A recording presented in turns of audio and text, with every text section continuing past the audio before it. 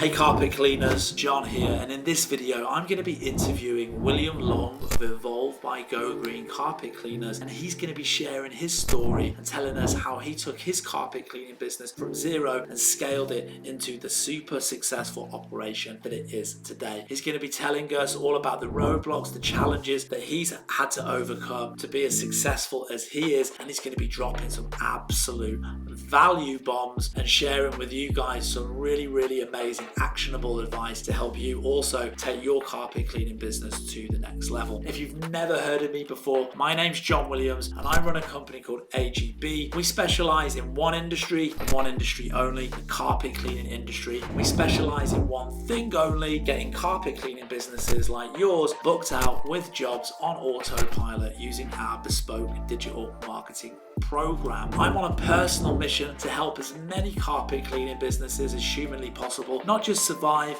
but thrive, whether that's through working with us on a one-on-one basis or whether that's through this YouTube channel. So let's dive right in.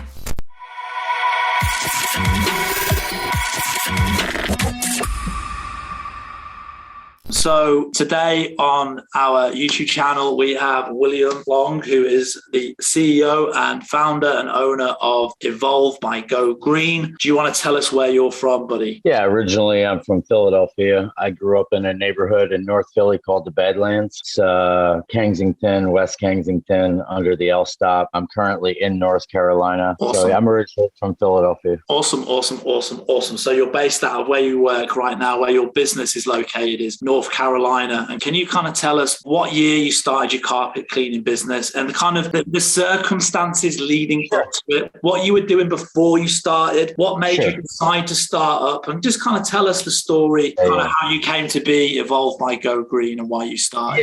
Yeah, it's a pretty cool story. So I was 18 years old and I was in the dope game very seriously. And I mean, very seriously. And my cousin Johnny decided he was going to go straight. I come from a big Italian family. So my cousin Johnny decides, he's going to get this job and he's going to be an independent contractor. So he goes to work for one of those $7.95 a room guys. And, my cousin's upselling and selling, he's doing good. And there was a problem with the money, this guy, this bait and switch carpet cleaner guy. And we all know these guys. Yeah. None of us care for the ethos, the ethical, absolute unethical practices of these companies. Well, I fought back at a particular point. So this guy screws my cousin for about $500. And so, we just decided, we went over there one night with my Uncle Johnny and his son, and we got into the shop and we took all his equipment. It was just portables. Yeah, there was like 13 Ninjas or something. So we took all the Ninjas. Wow.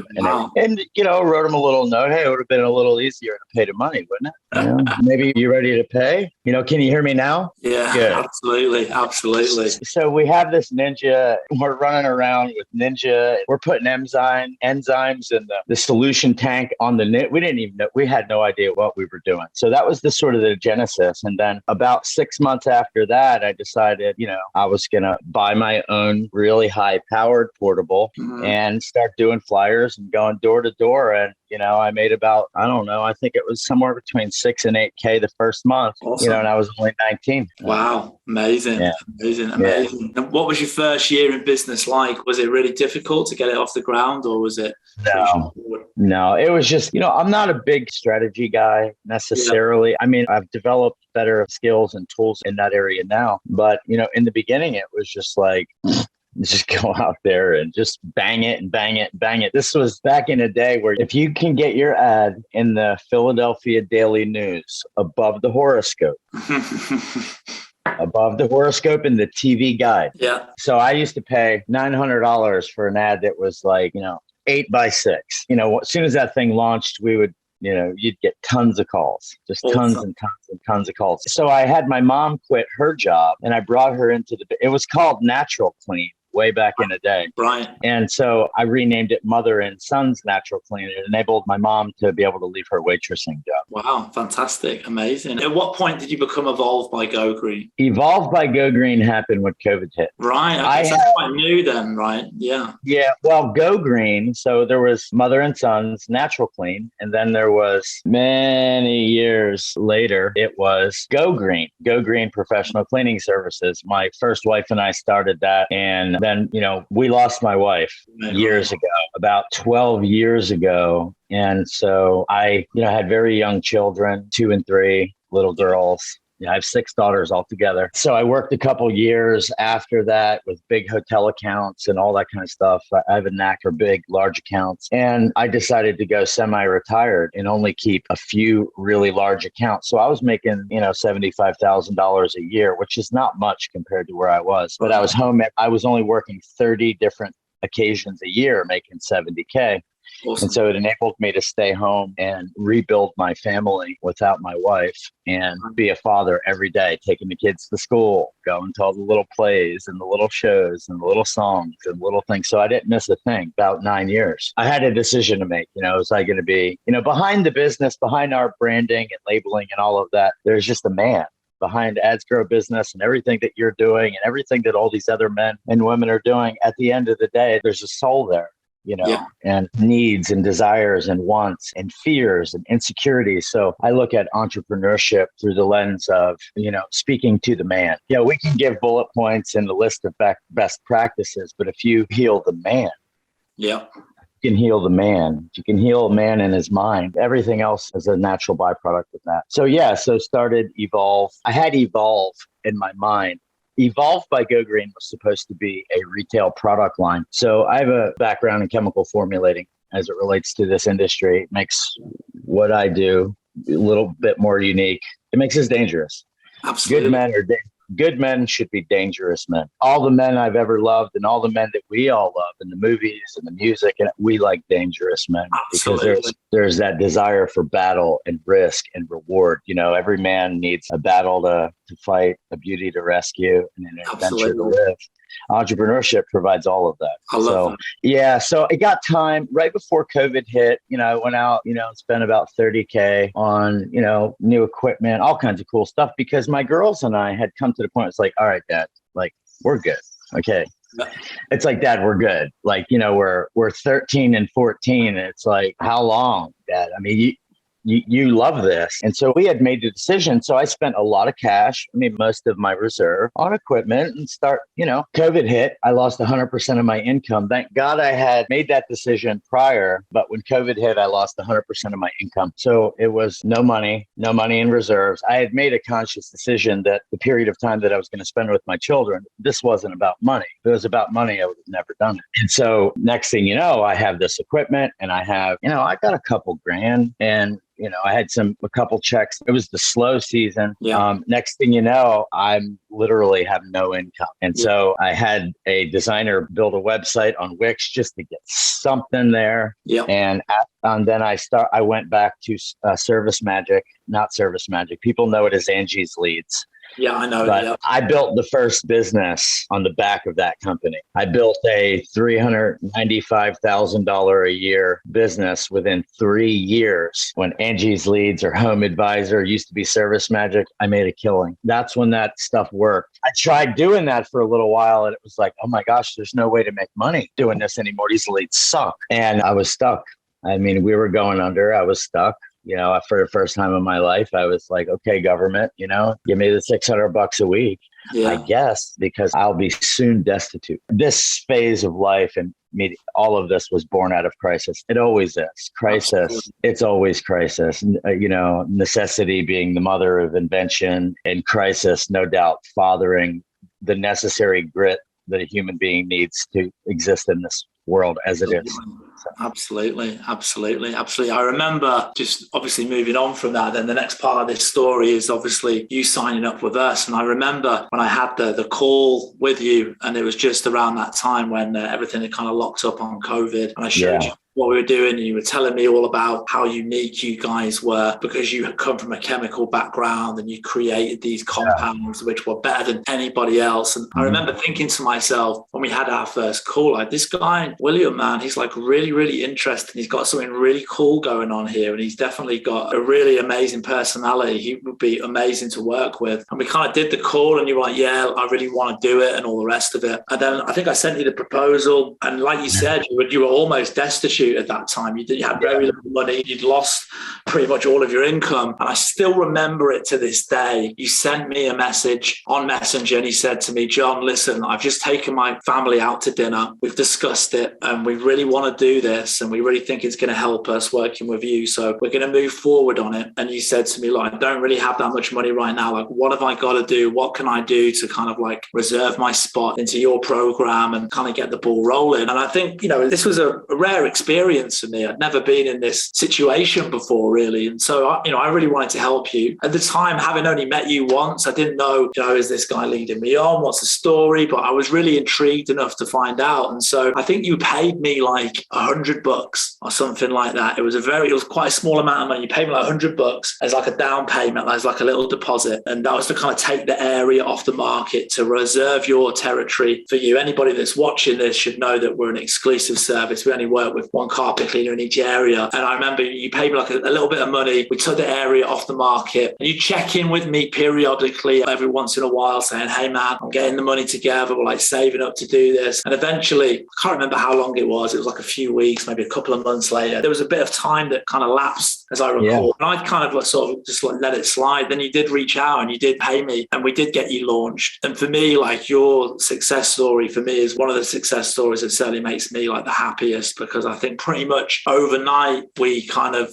really turned things around for you and got that phone ringing for you and got you out of that critical situation. So if you want to talk about that a little bit, the kind of initial experience of kind of working with us, and then the impact that's had on your business and your life from then up until now, that'd be awesome. My plan was to survive to the day that the ad would launch. And, the only sticking point with me is you were so far. It was because, like, if something happened, like, and you were local and something was shady or something, I would come to you.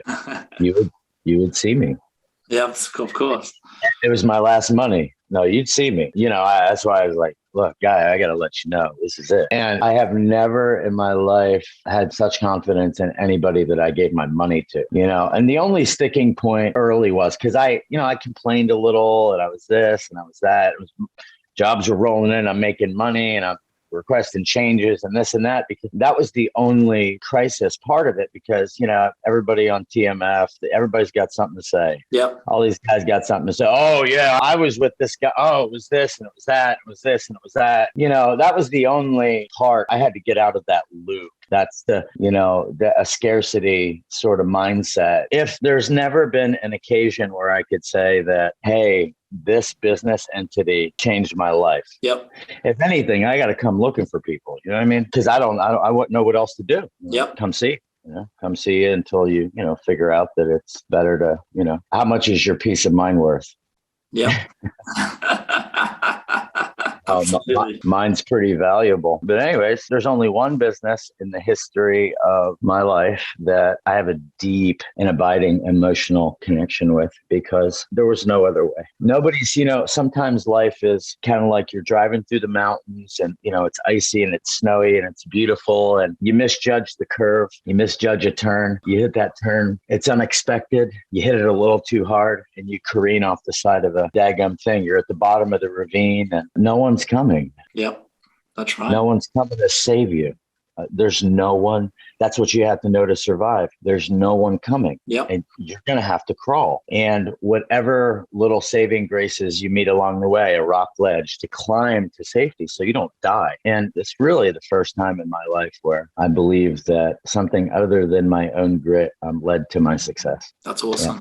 This is it. Amazing. That's amazing. Yeah, well, it's amazing that we've been able to have that impact on you and your life. Like I say, you're one of the great success stories of my life. The idea that we were able to do that for you, for me, fills me with such a sense of achievement, something that I'll certainly take to the grave with me, Yeah. that I did a good thing in someone's life and we made a difference. And that's what gets me out of bed in the morning, man, knowing that, you know what, like, sure, it doesn't work for everybody, but like, I'm here to try and make a difference in people's lives. And if we can do that, if we're able to do that with what we're doing with these local business owners, in particular carpet cleaning business owners, that's a great insight into obviously working with us. And like I say, it's been great to be part of your journey and we're enjoying continuing to do so. Just one final thing before we kind of wrap this up, William. What's the number one piece of business advice that you can give to other carpet cleaners that are going to be watching this video? What is the number one piece of actionable advice? Let's say there's a young kid out there, he's just starting out in the game, and it is a game. What piece of advice could you give to somebody that's going to be watching this video right now? Don't fall for the eye candy. Our industry, particularly, and look, I love tools and equipment and all that kind of stuff, but they're presented to men are extremely visual. And so when a young person gets into the business, for them, it's all about equipment, right? It's all about the process, the this, the that, and coming up with their, listen, there's 4 major processes in the carpet cleaning industry. I friggin' use them all. There's an application for everything. Sometimes I use 2 together. So a young man or a newbie's mind, they're thinking equipment. They're thinking what's going to give me leverage is someone else's intellectual property. So when I started Go Green, I started with a portable and 175 RPM floor machine. I broke $150,000 my first year. Wow. And so let me give you this is critical. This is it right here. The newbie gets in, it's all about equipment. Ooh, that's pretty. Ooh, look at that color. And my industry is notorious for selling overly designed equipment filled with proprietary parts. It's just a friggin' money pit. It's a money pit. It's in planned obsolescence. And so the newbie gets in, it's all about equipment. It's all about solutions. It's all about this. And that stuff's important. But so one day he starts advertising a picture with his wand in his truck. Yep. I got news for you. Nobody gives a shit. Yep. We're all attracted to shiny objects, right? And everyone wants the latest bit of carpet cleaning equipment. Yeah. Everybody wants the latest truck mount on this or that or wand or bit of kit or latest chemical. And I see it a lot in the Facebook groups and stuff like that. Everybody loves to flex on what equipment they've got and like show off and look at me and all of that. And there's so many guys out there that are, they're so into the technique and all of that, which, as you say, is important, but they really lack that business acumen. The skills. And I think that's one of the things for me that I see that's missing in the industry. There's a lot of owner operators out there that are carpet cleaning business owners first and entrepreneurs and business people secondary to that. They've bought themselves a job and they're really good at like getting the stains out of the carpet, but they're shit at running their business, man. And that's what, and it's that holds them back. Yeah. So making the transition from, okay, I'm a natural entrepreneur. I'm a natural visionary. I'm always going to be outside the box. I'm always going to have a different message. I'm always going to be angry with the status quo. I was born this way. I'm always going to speak truth to power. I'm always going to look at how a governing body or an organization or even a person or anything is just mediocre and it's just the status quo. So the reality of it is there's the entrepreneur, there's the technician, there's the manager. This industry is designed to get you into a lease that you have no idea how to sell enough to pay the $900 a month for the lease. And so what I would say is, okay, you have to understand what your intellectual property is.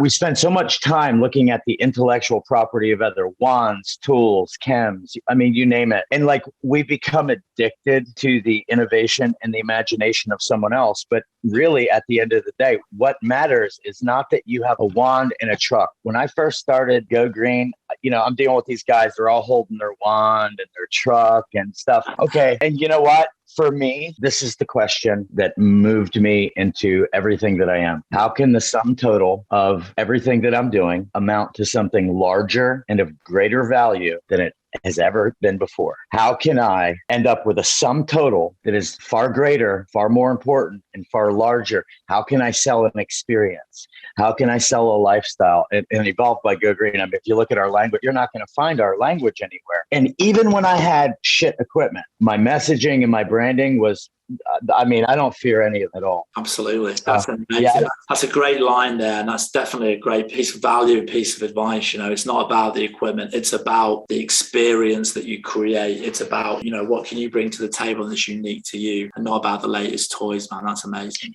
Yeah. So when Starbucks first started, people don't realize this. They were complaining about the toxicity in the beans. Right. So good companies create. The quickest way to a consumer's heart is to speak to the consumer's heart. And what Starbucks did and what a lot of other people do was they're like, look, the status quo sucks. Why should this be in these beans? Like, this is not good at all. Why is spilled coffee glowing under UV ray? What friggin' coffee?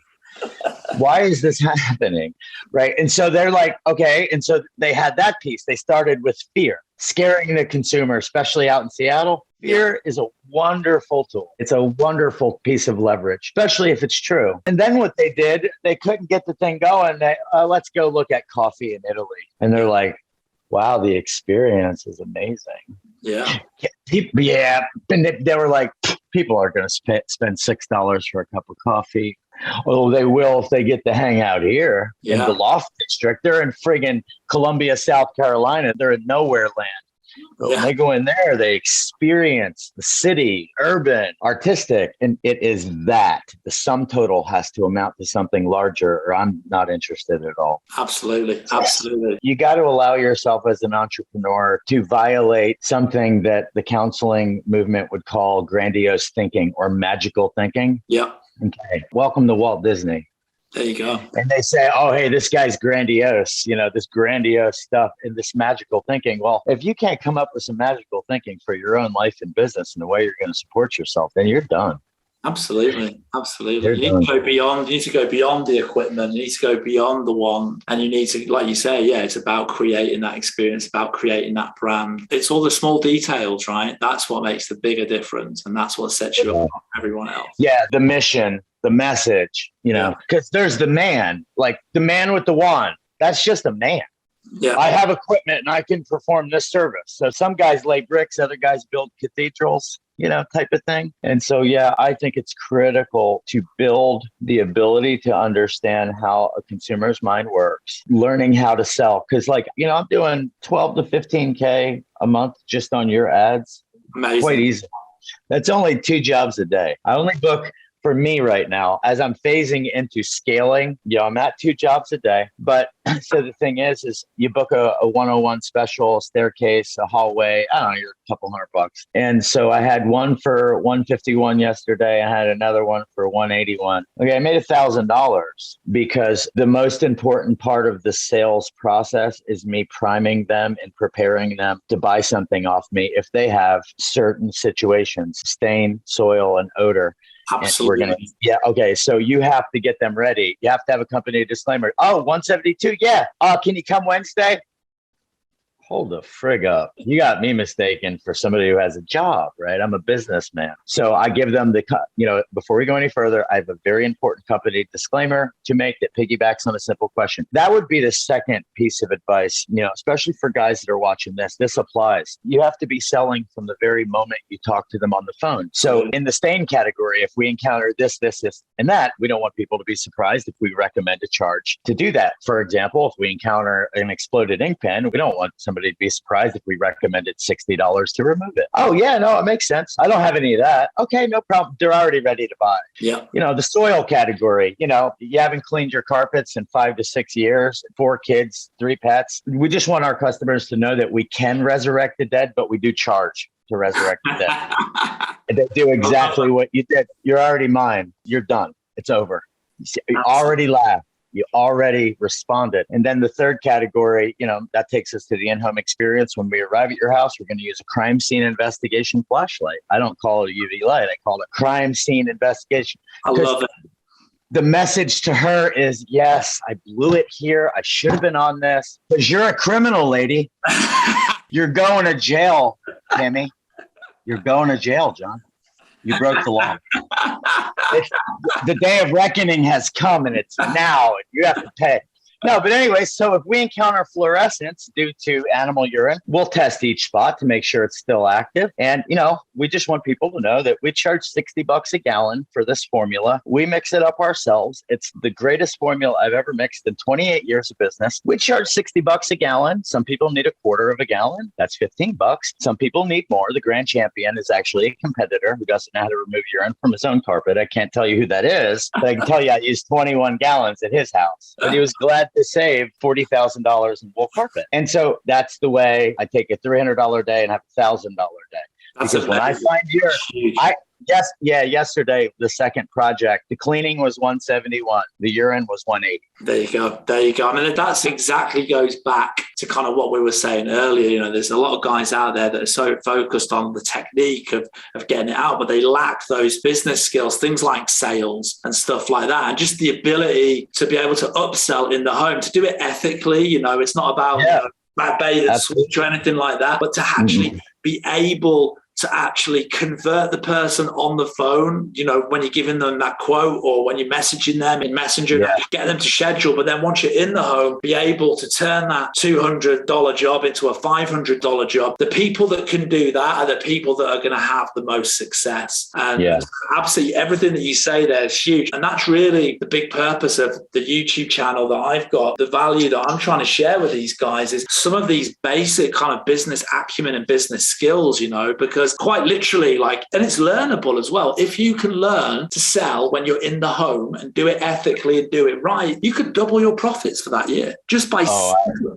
simply, a few tweaks and a few turns of phrase and being able to sell. You could double your revenue easily. Yeah, the things that you said there, then, and the way that you kind of pitch that to your clients and the system that you just shared with us. I mean, that's proper value bombs, man. That's huge, William. That's awesome. Dangerous. Like I tell people at the beginning, we've been accused of having the most thorough and comprehensive booking phone call in this industry, and you're about to find out why. Oh, okay. You have to be in control. You have to be in full control. You have to be confident. I get so tired of saying the same shit every day because I say it 100 a day, but I can't stop saying it because it literally works every time. And so you have to know. So for me, I approach this industry as a scientist. I'm always doing recon. I'm always assessing and reassessing, assessing and reassessing and twerking and making changes to my sales pitch. Because if you think you buy pretty equipment and have a great wand and can be really good at cleaning carpets, and she calls you and she calls me, she's not going to hire you. Yep. You're not going to win the job. You're not. It's like bringing a friggin' knife to a gunfight. So there's other parts of that. I'd be glad to help. That's the thing I'm best at, sales. I'd be glad, sales, branding, and marketing. But, sales, messaging, and marketing. But I'd be happy to, help guys with that. When you talk to another entrepreneur, if they have a glorified job or they're an innovator or a visionary or something. If you're not an innovator or vision, we probably don't have a ton in common because I don't want any more jobs. I hate jobs. I hate having a job. I want to be a part of something that's bigger than me. And so you have to think about what it's going to take to make your brand amount to something larger in the minds of people through emotional tie downs. That's the only way. That's huge. Huge. I'm happy to do more videos on all that stuff. I love this stuff. When you get good at it, when you sit down and talk to another person, you can give them an audit. Absolutely. What's your mission statement? Yeah, there you go. That's it. That's what it is. Those are the things. I think a really good piece of advice would be for anybody watching this to really kind of set that in motion is to literally get yourself a piece of paper and write down what your mission statement is. Do it today. If you don't have the time to write your mission statement down today, sell me your equipment. I got plenty of money. I love it. Listen, William, this has been an absolutely amazing chat. I've absolutely loved it. Buddy. I'm sure we're going to get a lot of comments and a lot of feedback on this. Yeah, I'm sure this is going to go pretty viral across the internet. So do check out William and connect up with him. I'm sure he'll be happy to drop a few more value bombs your way. And awesome stuff. Thank you for what you do. So that's it for this video. I really hope that you enjoyed the interview. Don't forget to hit the subscribe button so that you get notified when the next video comes out. And if you would like to find out more about working with us on a one-on-one basis to take your carpet cleaning business to the next level, to get it booked out with jobs on autopilot, you'll find a link to schedule a call in the description. See you on the next one. Peace.